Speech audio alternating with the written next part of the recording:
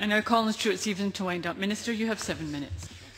Thank you very much, Presiding Officer. And let me join others who participated in the debate and thank Gavin Brown for securing the time to discuss this issue, which is of very significant importance to a wide range of people who use Edinburgh Airport. And let me assure Mr Brown and others who have contributed to the debate that I fully appreciate the strength of feeling that BAA's proposed drop-off charge has stimulated amongst airport users and others who benefit from the airport's presence. If I had not appreciated it before coming to the debate tonight, and I think I can say I did, today's debate certainly served its purpose. Let me just pick up some of the points that members have made during their contribution. I think Gavin Brown delineated quite clearly that there has been lack of clarity, and I put it in those terms, about why this is being done, what the benefits are being done, what the consultation process that it was adumbrated and how that contrasts with what actually happened throughout the whole process. And I hope that BAA think somewhat substantially about that. Some of the reasons given: get people onto public transport. Well, it's worth picking up the points that Mary Mulligan made. I have gone to the airport on a number of occasions by public transport. I have travelled from Linlithgow to the airport by the bus and been dropped off in the 8 and walked the mile. I don't intend to repeat the experience. I did check the weather before I chose that option, because I thought, walking a mile in pouring rain wouldn't be much fun. I have gone to Haymarket and got the 100 bus. Well, I have to say, while it's possible, when you compare that with the option of travelling by car from Linlithgow, which takes between 12 and 14 minutes, it's not going to attract many people to do it. I have used the 100 from the centre of town. I've used the 747 from Inverkeithing station, which takes you direct to the forecourt. So there are a range of options for some limited numbers of people, and I have, I think, tried. I didn't know about the Whitburn bus, I have to say, but I will pursue that with interest. But clearly, the car is going to remain a significant choice that people are forced to make and have to make in going to the airport. Gavin Brown described it as an insult to our wallets. I suspect some of the things that members who contributed to this debate drew the insult somewhat more widely. And of course, he ended by calling for the proposals to be scrapped. Mary Mulligan pointed quite naturally to the bad publicity, and I think whatever else we might have finesse in our arguments, I don't think anyone in BA will imagine that this is where they wanted to be or the process by which they wanted to get here. Public relations is important for all organisations that provide a service to the public. And I think Mary Mulligan made that point. Margaret Smith said pretty universal opposition, reasons to make money and because they can. There are always genuinely, and I say this in a very open way, difficulties about how you regulate quasi-monopolies. And I think perhaps that there are some lessons. Yes. Gil Patterson. Yeah, the Minister will be aware that at London airports, the BAA London airports are regulated by the Department of Transport. And their operations in Scotland are self-regulated.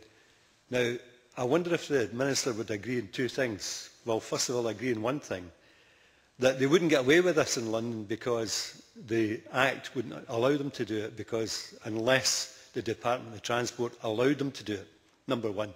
And I wondered if the government in Scotland would consider perhaps designating the airports, and it would give the Scottish authorities the right to regulate rather than them self-regulate. That, I think, is the key to the way that BAA operate in this particular point, but many other issues.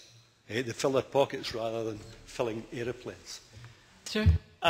I understand the point the member is making, Presiding Officer, and designation of an airport is not something that is available to me as a power, but is something that has been discussed. I would say that it is not simply limited to that, and I would caution exercising the designation powers because there are a whole range of issues that would be less helpful than perhaps getting some assistance on this subject. Ian McKee referred to the 2006 master plan. In fairness, over 4 years I think things can change. But he made comparison, of course, with Marks and Spencer's, who of course operate in the Guile Centre among many other places where we heard that there is free parking. David McCletchie posed the question, are charges coming elsewhere? Well, I think just as perhaps the referendum on charging to enter Edinburgh stalled any prospect of something happening there in the near future, what has happened here may be illustrative for others to think about. The key point he said, and I merely repeat his numbers with not knowing the veracity or source of them, he suggested it's a £1 million a year revenue stream to pay for a £1 million asset. I think that's something that many who've listened to the debate will pick onto and perhaps use. He did, thankfully, plead for a government minister not to interfere. The government minister will use the content of the debate to form part of his discussions with BAA next time he meets them, as you would expect. Malcolm Chisholm highlighted many of the issues that others raised. He praised the trams in particular. Robin Harper very much welcomed his comments on high-speed rail between central Scotland and the south east and on across under the channel from there. That is certainly something. He talked about tedious, mindless and so on and so forth. I suspect he might have added to his list the temper of the users. It has, Presiding Officer, been a very useful debate. While clearly it is a commercial matter for BAA to consider the introduction of these charges, we have an all-encompassing interest in seeing continuing success of an important contributor to our economy. Route development is an issue in which we are very interested. BAA must consider whether their actions promote or impact adversely on their success in future and the success that they deliver to our economy. Obviously, I am interested in seeing improvements to public transport connections to Edinburgh Road. It actually has a relatively high public transport proportion of people travel there by public transport already, but clearly there are opportunities for more to happen. May I thank all who have participated, I think, in this very timely and useful debate, and hope that people outside the chamber have been listening. I now close this meeting.